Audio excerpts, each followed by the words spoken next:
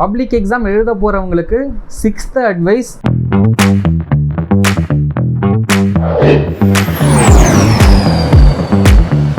எல்லாருக்கும் ஹாய், நான் தமிழ்ச்செல்வன். உங்களுக்கு தினமும் ஒரு டிப்ஸ் கொடுத்துட்டே வரலான்னு இருக்கோம். எல்லாருக்கும் ஹாய். இந்த வீடியோவில் என்ன பார்க்க போகிறோம்னா, எல்லாருக்கும் ஹாய்.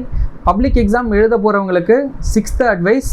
ஆக்சுவலாக போன வீடியோவில் சொல்லியிருந்தேன். இந்த நெக்ஸ்ட் வீடியோவில் ஆக்சுவலாக உங்களுக்கு நான் என்ன சொல்ல போகிறேன்னா, இந்த மாதிரி வந்து பெஞ்சு ஸ்லோவாக இருக்குது, சர்வலாக இருக்குது அப்படின்னா பென் வச்சா கீழே விழுது, அதுக்கு என்ன பண்ணால் உங்களுக்கு கரெக்டாக இருக்கும் நெக்ஸ்ட் வீடியோவில் சொல்கிறேன்னு இருந்தேன். ஆக்சுவலாக வந்து உங்களுக்கு பப்ளிக் எக்ஸாம் வந்து சென்டராக வந்து எல்லா ஸ்கூல்லையும் கொடுத்துட மாட்டாங்க. ஒரு சில ஸ்கூலுக்கு வந்து பப்ளிக் எக்ஸாம் சென்டராக அலோவ் பண்ண மாட்டாங்க. நீங்கள் வேறு ஸ்கூலில் தான் போய் பப்ளிக் எக்ஸாம் எழுதுகிற மாதிரி இருக்கும்.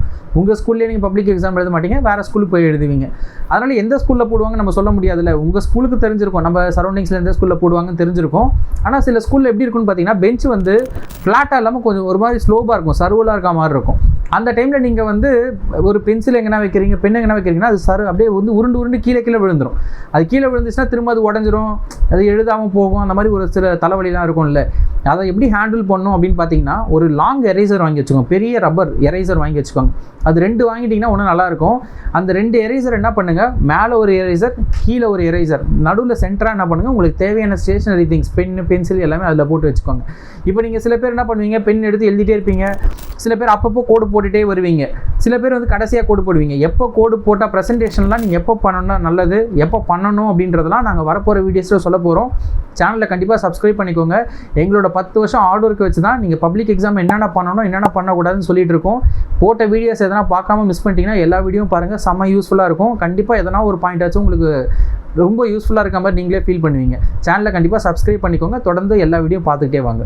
ஆக்சுவலாக வந்து நீங்கள் லாங் எரேசர்னு சொன்னல, லாங் எரேசரில் 2 வாங்கிட்டீங்கன்னா மேலே ஒரு எரேசர், கீழே ஒரு எரேசர், 2 வச்சிட்டிங்கன்னு வச்சுக்கோங்களேன். சென்டரில் உங்களுக்கு என்னென்ன திங்ஸ் வேணுமோ எல்லாமே வச்சுக்கலாம். நீங்கள் அப்பப்போ எடுத்து எழுதினாலும் அது அப்படியே அந்த ரப்பர் அப்படியே ஸ்ட்ராங்காக பிடிச்சிக்கும், கீழே விழாது.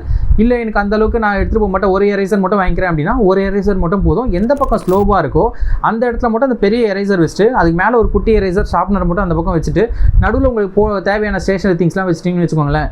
கீழே தானே விழுந்து வரப்போகுது, அந்த பெரிய எரேசர் ஆக்சுவலாக பிடிச்சிக்கும். அது அதனால் உங்களுக்கு வேணும்னு போய் டக்குன்னு பெண்ணை மாற்றுறதா இருக்கலாம். ஆக்சுவலாக ஒரு ஃபியூ இயர்ஸ் பிஃபோராக பார்த்தீங்கன்னு வச்சுக்கோங்களேன், உங்களுக்கு பப்ளிக் எக்ஸாம் வந்து பிளாக் பென், ப்ளூ பென் அந்த மாதிரி 2மே யூஸ் பண்ணலாம் அப்படின்னு சொல்லுவாங்க. ப்ரெசன்டேஷனுக்காக பிளாக்கும் யூஸ் பண்ணுவாங்க, ப்ளூவும் யூஸ் பண்ணுவாங்க. டக்குன்னு எடுத்து பசங்க பண்ணிகிட்டே இருப்பாங்க. ஏன்னா இப்போ வந்து ஆக்சுவலாக வந்து பிளாக், ப்ளூ அந்த மாதிரிலாம் மாற்றி எழுத வேணான்னு சொல்லிட்டாங்க. ப்ளூ பென்னா ப்ளூ பென்லேயே எழுதுங்க, பிளாக் பென்னா பிளாக் பென்லேயே எழுதுங்க அப்படின்னு சொல்லிட்டாங்க. நீங்கள் ப்ளூனா ப்ளூ பென்லேயே எழுதலாம். ஆக்சுவலாக அதுலேயும் ஒரு டவுட் வருது பசங்களுக்கு. இப்போ நான் ப்ளூ பெனில் எழுதிட்டே இருக்கேன் சார், திடீர்னு வந்து ஆக்சுவலாக இங்கு காலி ஆகிடுச்சு, இல்லை பென் எழுதாமல் போயிடுச்சு, நான் வேறு பென் யூஸ் பண்ணி எழுதுறேன். ஆனால் முன்னாடி எழுதின பென்னோட ஷேடுக்கும் இப்போ எழுதுகிற பென்னோட ஷேடு அதை கலருக்கும் டிஃப்ரென்ஸ் இருக்குது. இப்படி இருந்தால் எதனா ப்ராப்ளம் வருமா? அதெல்லாம் ஒரு பிரச்சனையும் வராது. நீங்கள் பென் கலரை வச்சுலாம் உங்களுக்கு எதுவும் மார்க்லாம் வந்து கம்மி பண்ண போகிறதுலாம் எதுவும் கிடையாது. அவங்க அந்த கதை இருக்கா, கண்டென்ட் இருக்கா, ஒழுங்காக எழுதியிருக்கியா அப்படின்றதான் பார்க்க போகிறாங்க. ப்ரெசன்டேஷன் ஆனால் ரொம்ப நல்லா இருந்தால் நல்லாயிருக்கும். ப்ரெசன்டேஷனுக்கு உங்களுக்கு கண்டிப்பாக எப்போவும் உங்களுக்கு தெரிஞ்சிருக்கும், உங்கள் ஸ்கூல்லேயே சொல்லியிருப்பாங்க.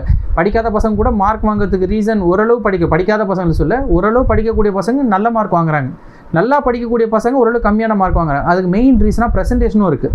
அந்த கரெக்ஷன் பண்ணுறவங்க கடகடன் கரெக்ஷன் பண்ணிட்டு போகும்போது அந்த ப்ரெசன்டேஷன் நீட்னஸ்லாம் கொஞ்சம் அட்ராக்ட் பண்ணும் உங்களுக்கு.